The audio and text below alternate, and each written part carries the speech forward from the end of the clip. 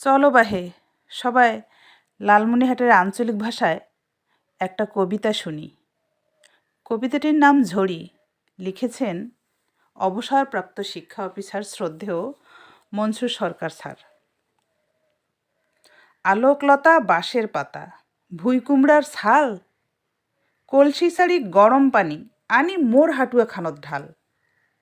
পিছলি পড়ি হাটুয়ার চাকা, গেইছে মোর নড়ি, কোনো মতে বেড়াং মই ভ্যাকড়া নাটি ধরি। মর্কের দেওয়ার ঝড়ি খান থামবারে নাচায়, কন্তবাহে কেমন করি হাট বাজারত যায়। বাড়িওয়ালিটার ক্যাটর ক্যাটর শুনবার না মনায়, খালি আনাজ দিয়ে ভাত বেলে খাবারে না পায়।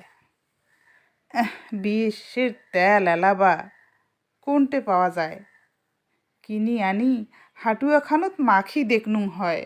ধন্যবাদ সবাইকে।